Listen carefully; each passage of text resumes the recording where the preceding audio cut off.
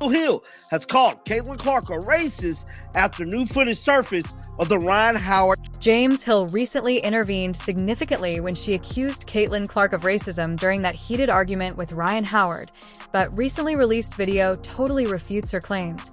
If you believe that Jemele Hill totally disgraced herself with this racist claim, the backlash is amazing to see as the internet is thoroughly mocking her for this opinion, and she is frantically trying to salvage face. Jemele Hill got busted, Steve. She got exposed once again. It looks like in September, Jemele sent a lengthy tweet saying Caitlin Clark doesn't get the same hate. We must discuss what happened because Jemele Hill has officially gone too far with this one. She took a basketball game between Caitlin Clark and Ryan Howard and somehow turned it into a racist narrative that is blowing up in her face more quickly than a cheap fireworks display. This is season 2 of Caitlin Clark and the Fever, and now we have a new Jemele Hill rant. She is one person that's been pretty vocal about everything. The Angel Reese situation, now this Ryan Howard thing, which I thought was not a big deal whatsoever. Reported on it yesterday. She did kind of get into Caitlin Clark's head, kind of psyched her out. I believe that's why Caitlin Clark played so bad. But some new footage has emerged of the incident. Since context is important, let me set the scene for you. We're discussing a WNBA regular season game where two competitors got into a heated argument. Ryan Howard was playing physical defense against Caitlin Clark, yelling obscenities at her while attempting to get inside her head. This is standard basketball fare that occurs in every game at every level. Got Caitlin Clark taken aback, and you can see the hold there. Then Ryan Howard doesn't like that. And there's some words between the... Now in her second season as a professional, Clark has mastered these circumstances. Before we get into Hill's embarrassing interpretation, let's address what actually transpired here. Competitive basketball at its best. Howard was attempting to intimidate Clark, but Clark refused to be intimidated, made it clear that she wasn't going to be bullied, and continued playing basketball. This is exactly what you want to see from a professional athlete. When Howard got in her face, Clark's response was straightforward and simple. "I'm not scared of you." Fans yelling, "You're in Atlanta!" All in her face, bro. Like, Atlanta's supposed to be the place where they just target Caitlin Clark. She was doing nothing, bro. She was dribbling. She's pressing her, hacking her the whole way. They hacked Caitlin the whole damn game, bro. The Jemele Hill has a knack for being... However, Hill's perverted reasoning led her to quickly accuse this discussion of racism. If ignorance were a sport, Caitlin Clark's confident response to hate speech somehow renders her racist. The new video that surfaced totally disproves the mental acrobatics needed to get at that conclusion, which would win Olympic gold. Hill's account, which is in crystal clear 4K quality, shows exactly what happened. Howard was the one who physically attacked Clark and used derogatory language in an attempt to intimidate him. Clark just responded confidently and carried on playing basketball. There is absolutely nothing in that video that could be interpreted as racist unless you're deliberately seeking out controversy where none exists. They stated Jemele Hill called racism against Caitlin Clark. Competitors claims hatred is all made up. How is hatred all made up when you got fans yelling, "You're in Atlanta!" All in her face, bro. Like, Atlanta's supposed to be the place where they just target Caitlin Clark. She was doing nothing, bro. She was dribbling. She's pressing her, hacking her the whole way. They hacked here. What makes Hill's take even more absurd is this. She is disregarding the pattern of targeted behavior that Caitlin Clark has experienced since joining the league. This is not an isolated event. Clark has frequently had to deal with players that try to physically threaten, rough her up, and get inside her head. Howard's actions were only the most recent illustration of this concerning pattern. Caitlin Clark, by the way, absolutely silenced everybody yesterday. The woke media was all on her.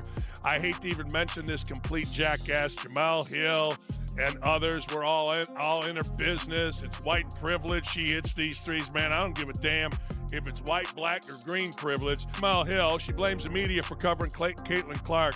She's tremendous on television. What a missed opportunity for the national media to really evaluate who she was as a person. Why? Whereas it feels like our black athletes get the same amount of coverage. In what universe, according to Jemele Hill's perverted worldview, does standing up for yourself in the face of bullying behavior make you the bad guy? The irony of Hill's position is astounding. She is attacking the player who merely refused to be intimidated while defending a player who is obviously the instigator. Hill's attempt to portray this as merely typical competition is even more pitiful. Here's what LeBron James just said. Go ahead and play this clip. This is him with Redick. The one thing that I love that she's bringing to her sport, Caitlin Clark. Yeah. More people want to watch. There you go. More people want to tune in. Don't get it twisted. Don't get it fucked up. Caitlin Clark is the reason why a lot of great things is going to happen for the WNBA. Good for you, LeBron. But for her individually, I don't think she should get involved on nothing that's being said. Just go have fun, enjoy. Tweeted that people should stop behaving as though Clark is the object of special attention and that it's just basketball. But anyone with eyes can see that's not the case here. The amount of rough play and intimidation techniques aimed at Clark surpasses the bounds of typical competition. Even others who may not be major basketball fans are criticizing Hill's ludicrous interpretation of events because of the rapid, harsh, and justifiable pushback to her perspective. Fans of Caitlin Clark are aware that Hill's racism accusation is wholly baseless and, to be honest, offensive to real victims of racism. Hill's response to the criticism has been even more embarrassing. Rather than owning up to her error or admitting that her perspective was incorrect, she has strengthened her stance and is attacking those who disagree with her, accusing them of not understanding basketball or the larger context. The situation's most striking feature is how it exposes Hill's own prejudices. She is prepared to overlook clear facts in order to uphold a certain narrative about the WNBA and racial relations, since she is so committed in it. Because it doesn't suit her preconceived plot, Hill views Clark confronting a bully as racism. By these WNBA players is rhetorical. They making it their business, one player on the team, every game she played, to attack her, bro. Who knows who it's going to be tomorrow for the New York Liberty? But I bet you any amount of money, somebody's going to make it their day to make sure Caitlin Clark have... Let's discuss the real racism in this case, since some people, like Hill, believe that any conflict between a white player and a black player must be motivated by race. This is an example of actual racism since it makes assumptions about people's motivations based only on their race rather than their behavior. This pattern from Hill is not new either. She has built her entire media career on finding racism in situations where it doesn't exist. She is the one who sees racial motivations behind every interaction between people of different races, even when the evidence clearly points to other explanations. The footage shows Clark being professional and composed while Howard was the one who escalated the situation, but Hill's racist lens keeps her from seeing the obvious reality, determining that Clark must be the villain because of her race regardless of what actually happened on the court. Hill's reputation has suffered greatly as a result of this episode. When you criticize racism for something as harmless as a player confronting a bully, you lessen the impact of exposing real racism. Because they are aware that you will label anything as racist if it supports your story, people begin to ignore you. Hill's boy who cried wolf attitude to racism accusations makes it more difficult to have those important conversations, which is even more disappointing given that there are actual racial issues in athletics that demand attention and discussion. The timing of Hill's accusation is especially tone-deaf given everything that has been going on in the WNBA lately. There have been actual incidents of questionable behavior, examples of players crossing lines, but she chooses to focus on this completely innocent exchange as her hill to die on. Clark's handling of the situation has been excellent throughout this entire controversy. She didn't respond to Hill's accusation, didn't get into a social media war, and didn't make any inflammatory statements. Her credibility is shot even though she may have a valid point, even when she may have a valid one. She simply kept playing basketball and let her on-court performance speak for itself. This is what true pros do in the interim. In her increasingly desperate attempts to defend her initial poor decision, Hill is making herself appear silly on social media by blaming those who call attention to the glaring errors in her logic and claiming they are unaware of the subtleties of the circumstance. The astounding lack of self-awareness, the most harmful aspect of Hill's accusation, is how it impacts the larger discussion about race in sports. When someone with her position makes such blatantly untrue statements about racism, it provides justification for those who wish to minimize valid worries about racial issues. The WNBA fans' response has been especially harsh because they actually watch the games and understand a context. They can see the pattern of targeted behavior toward Clark. They can see who the real aggressors are.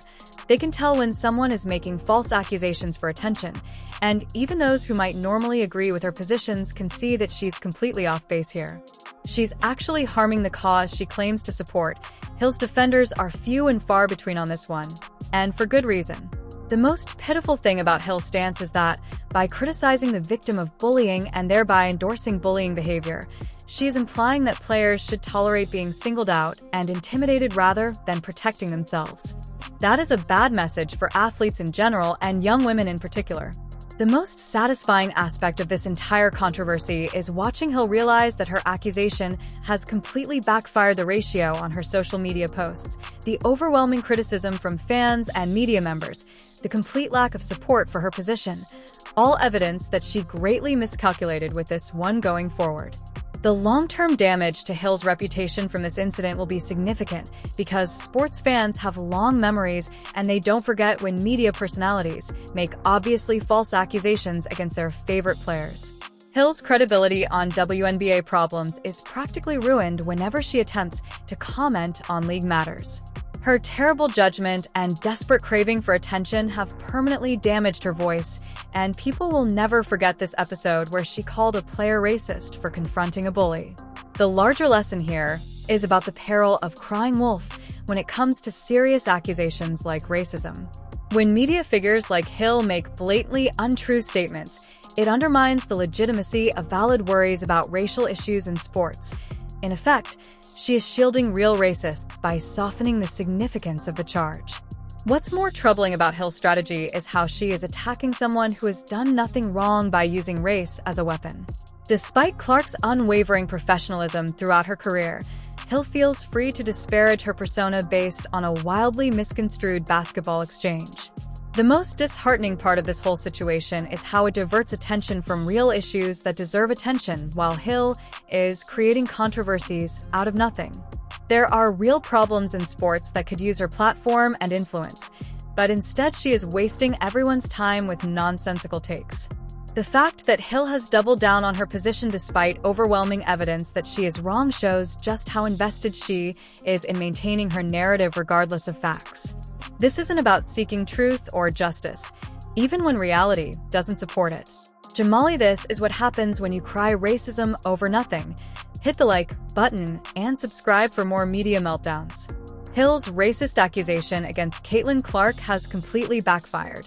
The video shows Clark merely confronting a bully, but Hill turned it into something it wasn't, damaging her credibility.